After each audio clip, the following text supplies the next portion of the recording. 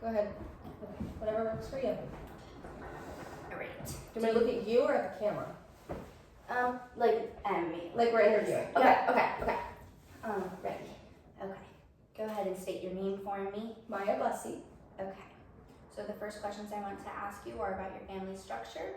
How many people live in your home, and what is your relationship with them? 4 people, me, my husband, 2 stepsons. Okay. Do you consider yourselves family oriented? Yes. Definitely. Who do you consider head of the house if you have one? My husband. Have you or your children faced any encounters that made anything difficult for you as a blended family? Struggling with co-parents in the beginning. The moms were not very open to me, and then we eventually branched out, and now we're all on good terms. Awesome. Does your family seek out any resources or wish to in the future? What do you mean by that? As for resources, I mean like food stamps and that type of manner. Nope. Okay. And then we're going to go to family, culture, background, and religion. Okay. What ethnicities make up your family? My husband is Puerto Rican and white, and the kids are mixed Puerto Rican, white, all around. Okay. Or mixed. Okay. Yes. Okay. Do you practice religion? If so, what may it be? Yes, Christianity. We go to church every week. Awesome. When we talk about the culture, it relates to all different ways that we grew up. Other than your siblings, it's very difficult to find someone with a culture exactly like yours. Can you describe what culture means and looks like for your family? I grew up Catholic. My husband grew up Christian. We raise our kids Christian. We take them to church. We do church-oriented activities.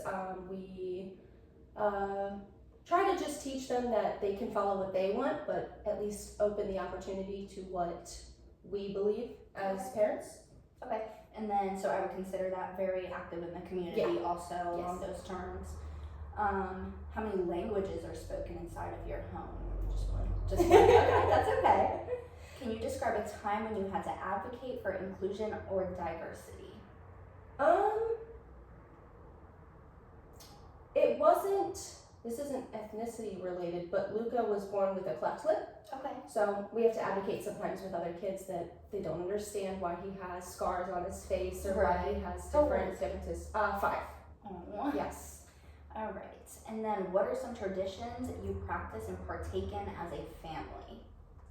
We do Friday night fun night, and then Sundays are church. So Okay. weekends are always family. Good. Okay, so then let's go on to our work-home balance. Can you or your family ever struggle to find or keep a home due to diversity, and can you elaborate on this? No, my husband bought his home when we were young, so he's had it for a while. Kids have always had the same place to live in. Okay, good. And then what do your typical school and work day look like? So my husband works all the time. I'm in charge of the kids. I take the kids to school, come to work. After I get off work, go pick up the kids from school, home, dinner, bedtime, normal routine. Okay. And then my husband gets home around dinner time and we all have dinner together. That sounds sweet. I wish I had that. I know. growing up. Okay, and then discipline. So this is going to go as for self-discipline and also how you may choose to discipline the children. All right. How do you respond when someone's opinion offends you or your family? I'm a very open mind that I believe everybody has differing opinions. So if somebody feels something, just listen and go ahead. Okay. Yeah, it's very hard sometimes, so I believe that. As you have stated, you are a blended family. Does it complicate disciplinary action, and how do you handle this? 1,000%, because the moms don't believe in any discipline. Okay. The moms allow the kids to cuss, do whatever they want, no timeout. They have TV free reign. They can eat whatever they want. We are very structured of mealtime is mealtime. If you don't want to eat dinner, you eat dinner as a family. we eat dinner as a family. If you don't want to eat it, that's fine. You're going to sit there and talk to us. Yeah. But we're very strict on the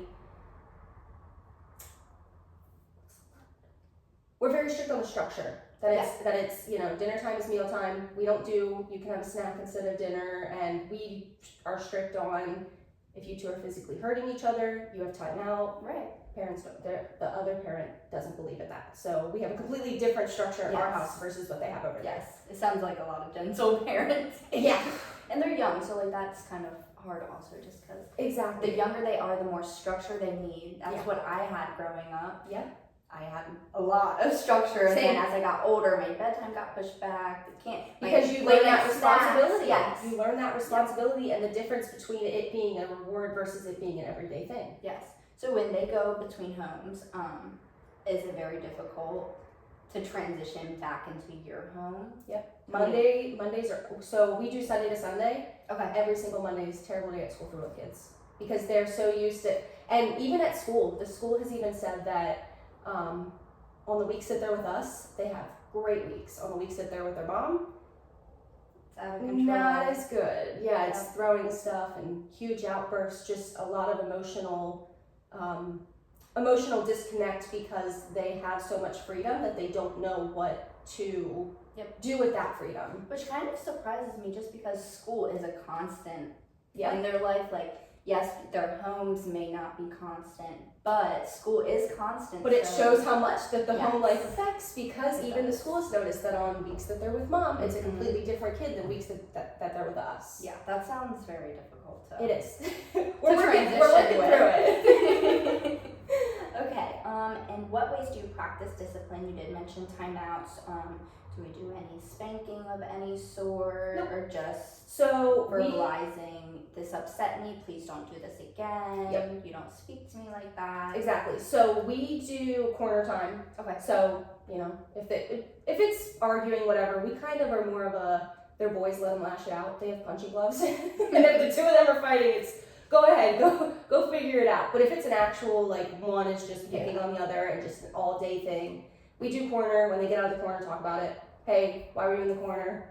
How can we do better next time? Yeah. Most of the time it works. Okay, So. good.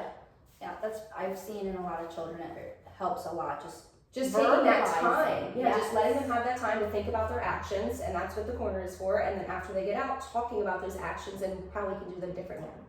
Even as adults, though, I feel like sometimes you just I need a take that timeout. minute. I need timeout And you sometimes. isolate. I nobody talk to me. Like, Literally. let me go through this. Literally, that's exactly how I feel. I'm like, I know as an adult I need this, so I know that they need this. Yes. Okay. Moving forward to education. Does your child's school offer helpful resources for the children or the family?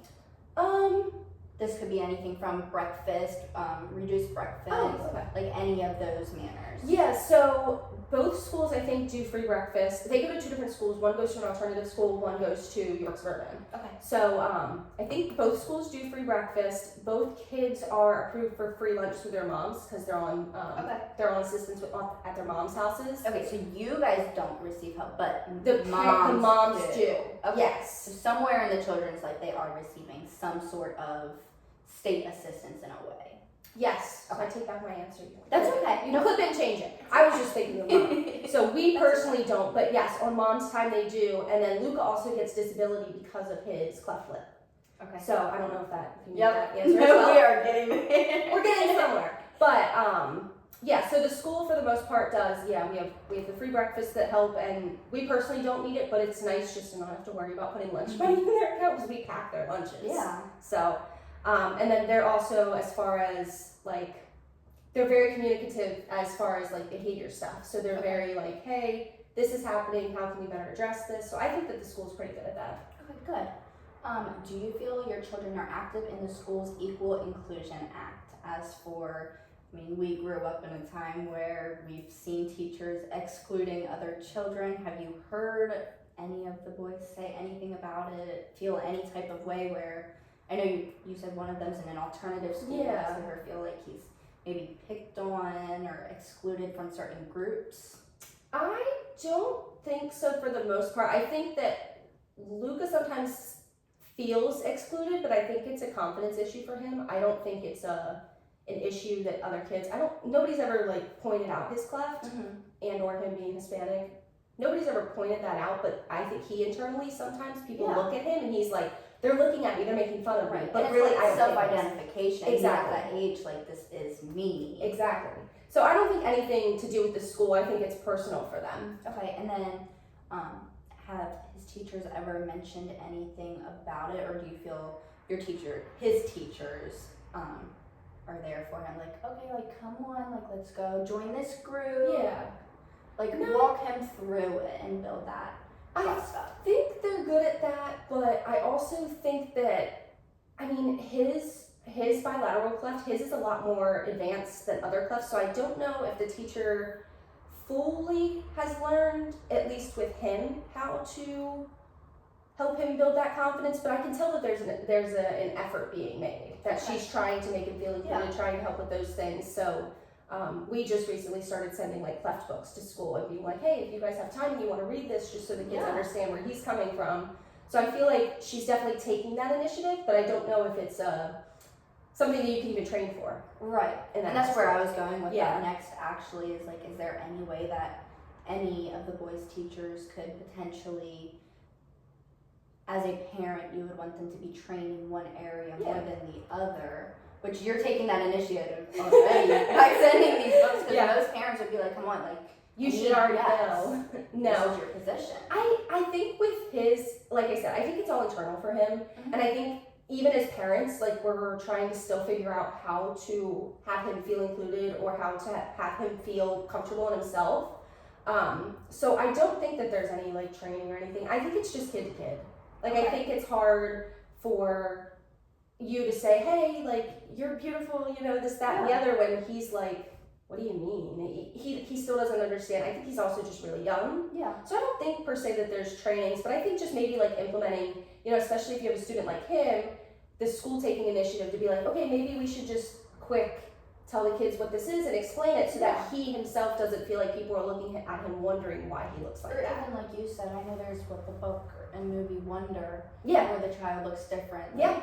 Bring up something like, I know that's a very advanced book for them, but something that includes him, because that's going to make him feel seen. Exactly. Like, hey, this child looks like me, and the rest of my friends, peers, they're learning about exactly. And I think that ever since we started taking that initiative of sending in books, and I think that it's a lot better now, but I don't think it's anything the school could have done differently. Or also, I know, I just keep going all over this. So within his classroom, do you feel like it's a very welcoming classroom? Do you know if there's any like mirrors and anything, like posters that are like, okay, we are all unique, we not equal, but we are all unique, we look different, we all have different hair, skin, eyes? I don't think so. Okay. I don't think there is. All right.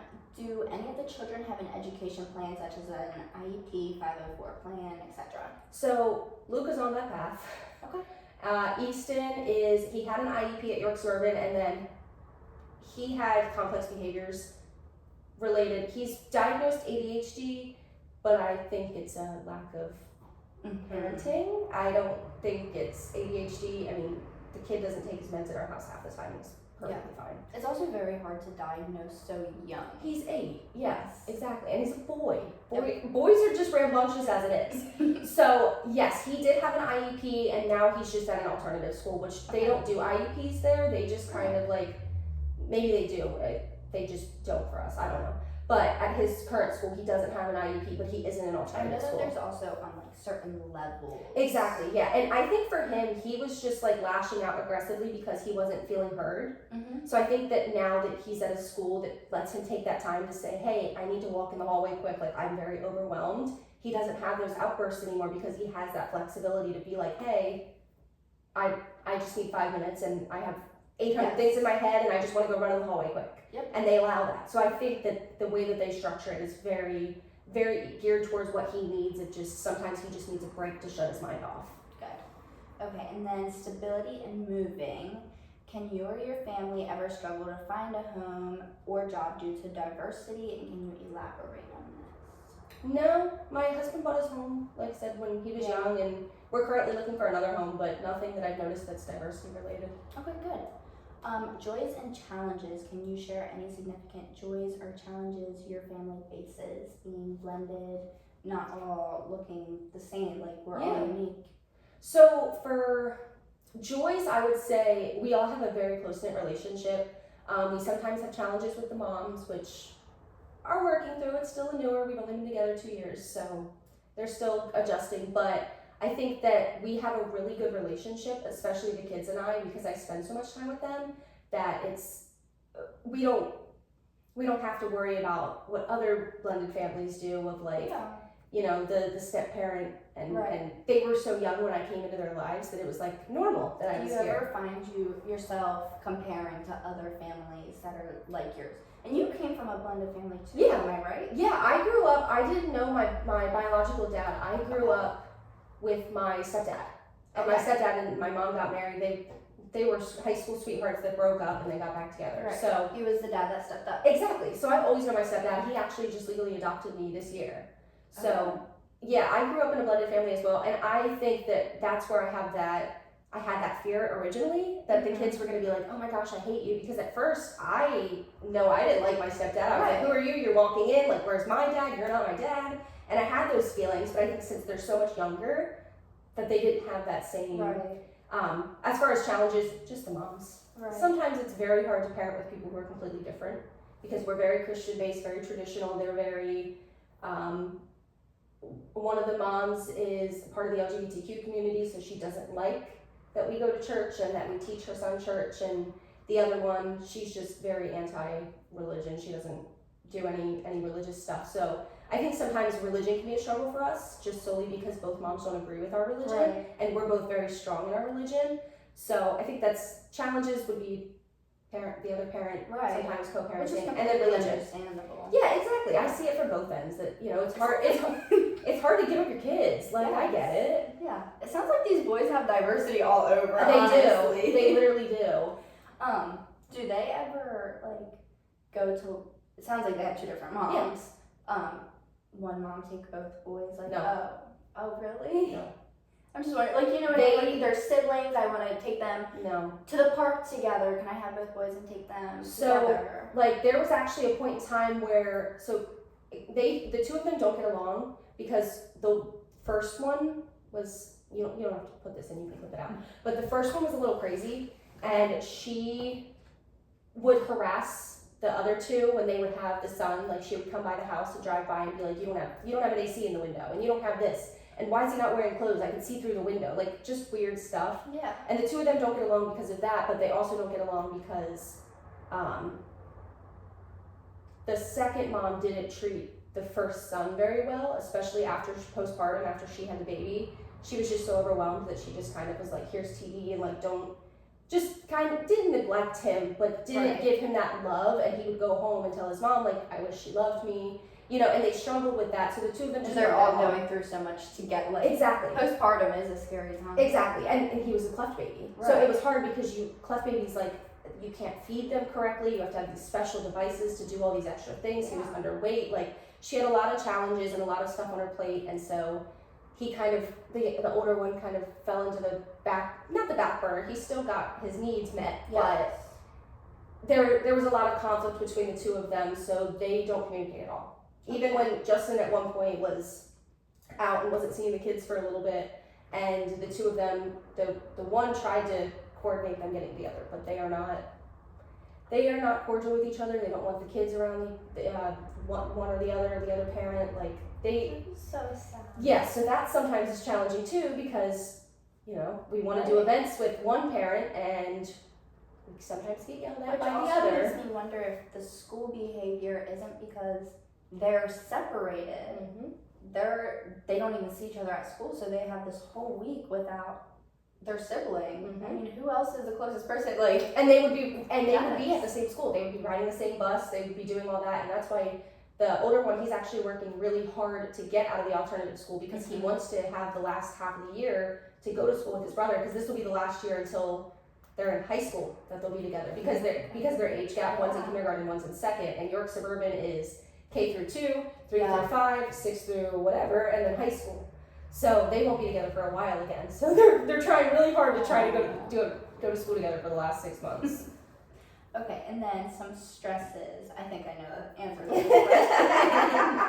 As a family, what is your biggest stressor? Let's think about outside factors. Yeah, I think it's a lack of discipline. Okay. I think that, you know, at the end of the day, all of this stuff that goes into play, I think the hardest thing for us as a family is the fact that we have to be the not as fun home, that we're the home where they have structure, that they have certain rules that we have to follow, we have a very strict routine.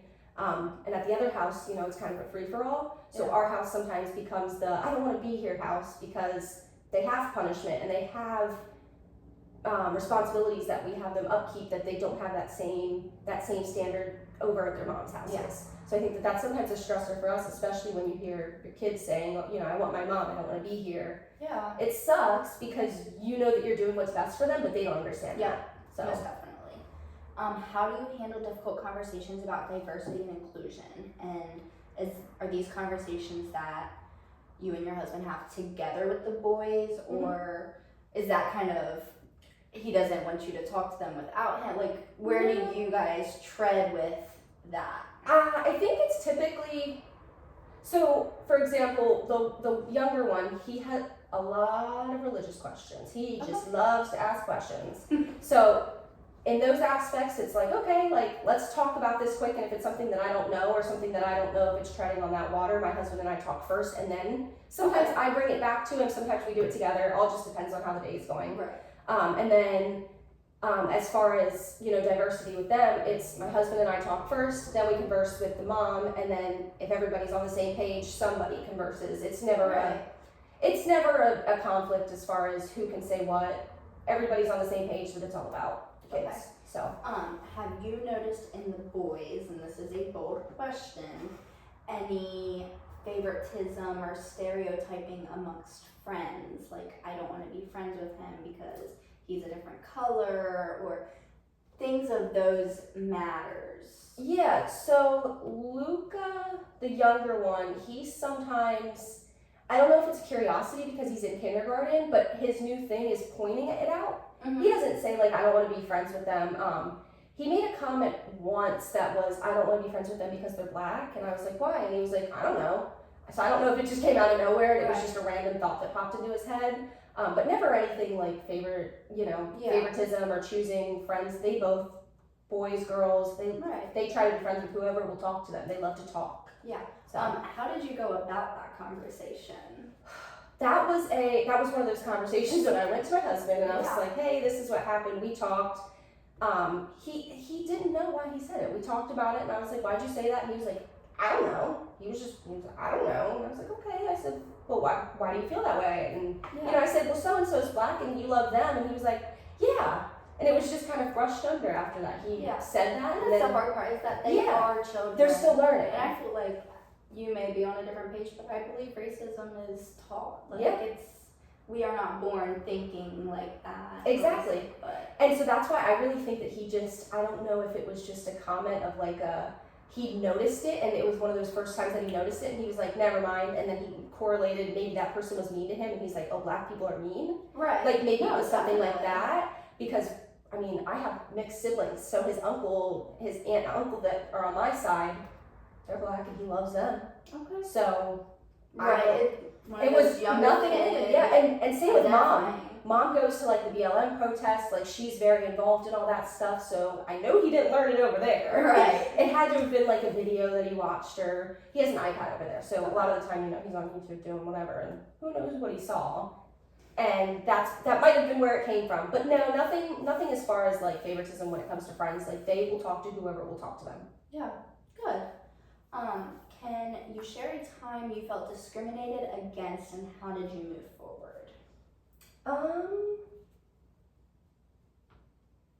Me personally or my family? Any of the above. It can be both if you want it to be. I think sometimes there are people who, I wouldn't say it's discriminatory, but there are some stares that you get, especially when I'm out with the younger one who has the cleft, and people are like, right, they stare. Yeah, they stare. And so there've been a couple times that he gets insecure and says they're staring at me, and I'm like, it's okay, you're a cleft kid, and I just kind of explain it to him. So I don't per se go talk to the other person. I just think I say things loud enough that they hear it and they're like, oh, okay, it's just he just has cleft.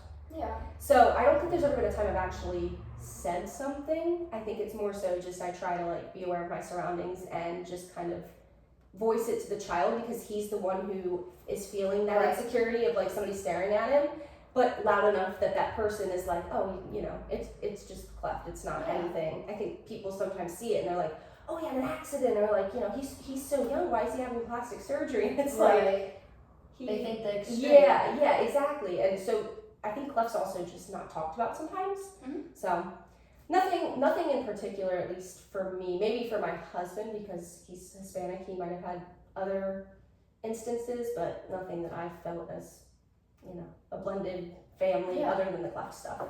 Have you ever felt discriminated against in the restaurant industry? I don't think so. Okay. I think I just wanted to tap into that and see if you could pull No. anything out of there. I don't think so. I mean, I've had like comments made about like looks and stuff, but never like anything about Like, I don't want you to serve yeah, me. nothing like that. No, I Okay. don't think so. I think I left before my life was diverse. Before Yeah. that, I was a very traditional white girl. I didn't, I didn't have anything really. I mean, obviously white people can be discriminated against, but Right. I personally don't think I had anything that I felt that way about. But Yeah. no, I'm sure it happens, but Right. nothing that I can recall. Yes. Okay, and then do you face any large issues you'd like to expand upon? No, I think there just has to be better ways to go about co-parenting. Mhm. Like, I understand, at least with the court orders that we have, the court orders are like, no physical discipline, which we don't do anyways. And it's hard to have that line between wanting to be a good co-parent and also wanting to do what is best for your side of the family, because like an instance we're going through right now is over car seat safety, because Yes. the oldest just turned 8 and he expressed that he wanted to be out of his booster seat and he was ready to be out of it. He sits safely in his car seat. Mom's not on the same page, so mom called the police on us. It was this whole debacle. But at the end of the day, it's so hard because the court order says, oh, well, you have to have the kids safely, whatever, by legal parameters. But PennDOT literally says over the age of 8, they don't need a car seat. So it's like that. I think there just needs to be like a better way for co-parents to have that relationship. Like, I don't know if it's because a it's also class. hard when you have a court order because Yeah. they're saying one thing, but that might not work for your He child. aged out of it. Exactly. And I think that like it sucks because I don't think parents should have to go back to court once the kids reach a certain age that they're old enough to voice their own concerns and Yeah. that go against the court order. So I think there just needs to be something that can better help transition kids as they grow, especially in blended families, because for us that's one of our biggest things is we have this court order saying this, we have the kids saying this, the kid's now old enough, but the court order was maybe when he was 1, so obviously we don't want to go back to court, but I think that there should be some kind of follow-up in the court system that's, especially for blended families, like how's co-parenting going, how's this going, Right. how are you guys feeling on these 2 different pages, because we should Without having to go back to court. exactly, Yes. exactly, basically like mediation, but without like That's what I was thinking, like a We're- counselor of some sort, like Yeah. they're checking in, Yeah, and we- update anything that needs updated. yeah, and like I know we personally don't struggle with money, but the other side sometimes does because they're both single parents. Yeah. So it sucks because I don't want to be like, hey, well, let's go back to court because I know that they can't afford it. I also don't want to spend the money if I don't have to. But it sucks because instead now we're having to have police involvement and stupid stuff like that, and I'm sure it's going to have to be every That's single more week now. stressful on all ends. Exactly, especially because with the poor children. kid, yeah, he's sitting in the car wondering why his parents are arguing over a car seat. Yeah. Because we have 2 completely different houses, and I think that there should be some kind of retrospect as to how that works. I think that there should be some kind of way that the courts do it without having to, again, go to court or do any of this stuff. I think it should just be like I don't know if it's like every 5 years, just somebody's assigned a social worker. I understand they're probably already overwhelmed, but just some kind of system that can be in place for blended families that helps transition the kids through the age of through infancy and then toddlers, and then now that they're actually children that have But their it's own. a big change. They and, have their own mentally, thoughts now. physically, Yeah. like there's a lot of development going on. Exactly. I think that there just needs to be some kind of system, some kind of extra support that can help, especially with blended families who just need that guidance through until the child is, I think it's 12 years old that they're old enough to start making their own decisions. And, at that point, if we reach that point and the child wants to stay with mom for a couple extra days and with us a couple extra days, we'll obviously Yeah. respect that. But I think it's so hard because you have that court order paper that all it takes is that mom being like, oh, well, they kept him an extra day, even though the child said that they wanted it. Yeah. I think that there should just be some kind of age system, updated system that can help with court orders and help them grow with the child. Yeah. So No, I definitely agree. Okay, thank you. You're welcome. Go ahead and end the video and you're then probably 30-minute video. yeah, probably. That's okay. There's a couple things. I'm gonna change Awesome. the time on there